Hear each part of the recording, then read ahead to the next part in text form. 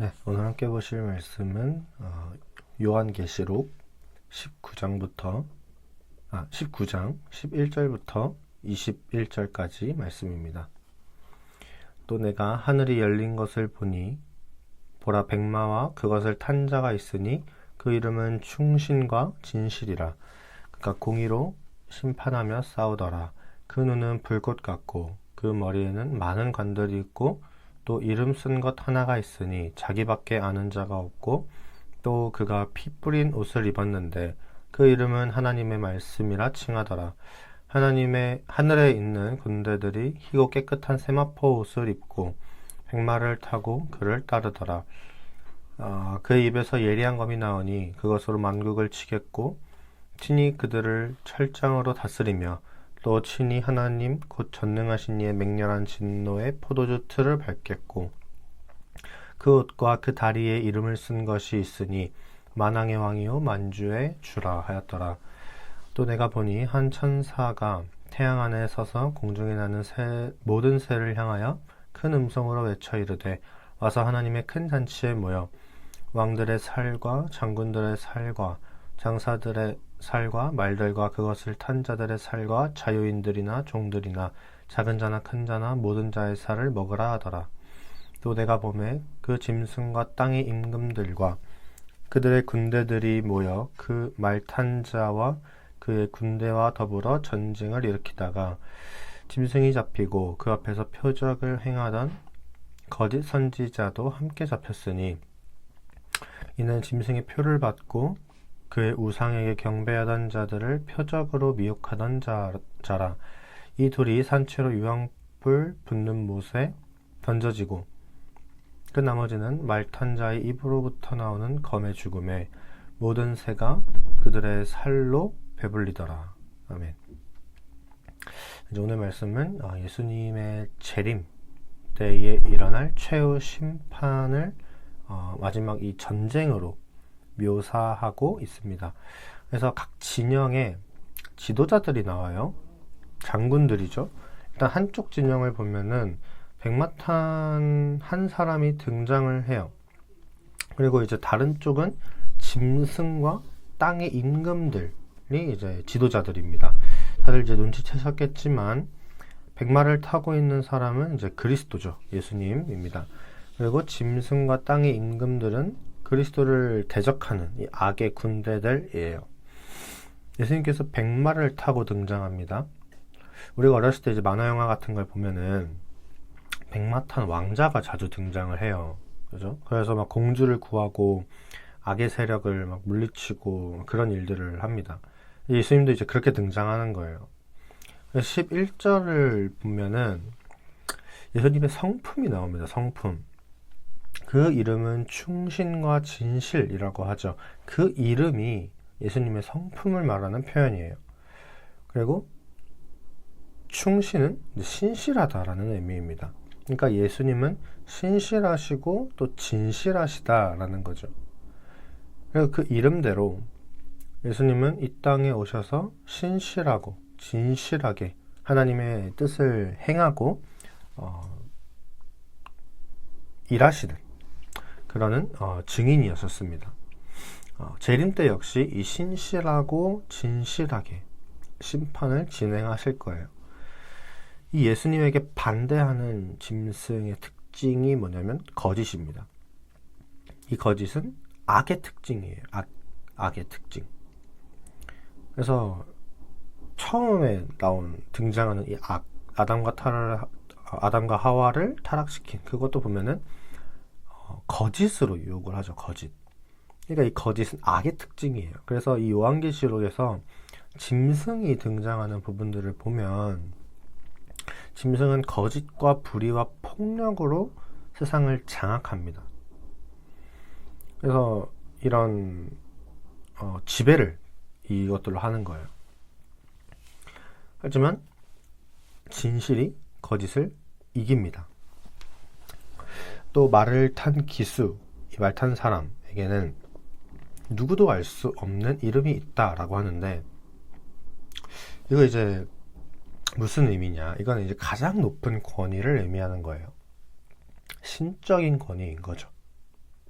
그리고 그 옷을 보면, 이 백마 탄 사람의 옷을 보면 피에 적셔진 옷을 입고 있다라고 하죠. 근데 그 이름이 하나님의 말씀입니다. 말씀. 예수님은 자신의 희생을 통해서 악을 이기셨어요. 희생을 통해서 승리를 하신 거죠. 그래서 지금 그렇게 말씀하시죠. 내가 세상을 이겼다 라고 말씀하시는 거죠. 그리고 그 입에서는 예리한 칼이 나오는데 이게 바로 말씀이죠. 말씀. 그러니까 그리스도의 승리는 하나님의 말씀과 거기에 순종하는 희생으로 이루어진 거예요. 그러니까 말씀이 핵심입니다. 그리고 그 방식이 마지막 전쟁 때에도 똑같이 이루어지는 거예요. 이 말씀을 통한 승리, 이 방식이 마지막에도 똑같이 이루어집니다. 그렇다면 우리가 사용해야 할 무기가 무엇인가? 뭐겠어요? 우리는 그리스도를 따르는 사람들이잖아요. 14절을 보면은 하늘에 있는 군대가 있어요. 하늘에 있는 군대. 근데 이게 바로 하나님의 백성들, 우리인 거죠. 우리의 지도자가 그리스도이고, 그리스도가 승리를 이루는 방식이 말씀이라면 우리도 그 방식을 따르는 거예요. 말씀을 통해서 이기는 겁니다. 이 말은 환난을 견디는 우리 성도들에게 격려와 또 위로를 주기도 해요. 왜냐하면 우리의 지도자가 예수님이기 때문에 우리에게 승리가 보장되어 있기 때문입니다. 그래서 17절부터 21절을 보면은 이 전투 장면이 크게 등장하지 않아요. 기록되어 있지 않습니다. 전쟁이 시작하자마자 바로 이 악의 세력의 우두머리인 짐승이 체포가 돼요. 그리고 그를 따르는 이 거짓 선지자들도 다 체포가 됩니다. 이 거짓 선지자는 짐승을 숭배하게 만드는 사람들을 의미해요. 그래서 계시록의 다른 부분들을 보면 짐승을 숭배하게 강요도 하고 유혹도 하고 이제 기적도 막 이렇게 행합니다. 그런 존재들이에요. 거짓 선지자들이. 근데 짐승하고 같은 운명입니다. 전쟁이 딱 시작하니까 짐승하고 동시에 같이 잡혀요. 그리고 죽습니다. 그 불못에 던져져서 죽어요. 그리고 그렇게 전쟁이 끝나요. 과정이 딱히 없습니다. 거의 시작하자마자 끝나는 거죠. 그리고 막 축하하는 그런 분위기예요. 그래서 17절이랑 18절에 보면은 천사가 새들한테 말하길 하나님의 큰 식사에 모여 왕들, 장군, 장사들, 힘센 사람들이죠. 그리고 여러 사람들, 그리고 마지막에 모든 자들을 먹어라 라고 합니다. 그러니까 그리스도에게 속한 사람들은 그리스도의 혼인잔치에 들어가요. 그런데 그렇지 않은 사람들은 먹잇감이 되는 거죠. 그래서 이 전쟁은 사실상 하나님의 심판을 보여주는 겁니다. 하나님의 심판은 과정이 길게 있는 게 아니라 법정적으로 심판이잖아요, 말 그대로. 그러니까 우리로 치면 이제 법정에서 판사가 도장 땅땅 찍는 그 순간이거든요. 이제 판결. 하나님의 심판도 그런 거예요. 과정이 막 이렇게 길게 있는 게 아니라 막 전쟁이 막 누가 이기는지 이게 아니라 법정적으로 그리스도를 믿느냐에 따라서 믿느냐 믿지 않느냐에 따라서 즉각적으로 일어나기 때문이에요. 이제 그래서 오늘 본문이 전쟁을 시작하자마자 끝나는 이 하나님의 심판을 보여주는 거죠. 요한은 이 모습을 환상 중에 보는 겁니다. 오늘 말씀 앞에서 우리는 비록 세상이 고되고 힘들지만 그래도 마지막 때에 보장된 이 승리를 다시 한번 확인할 수 있어요.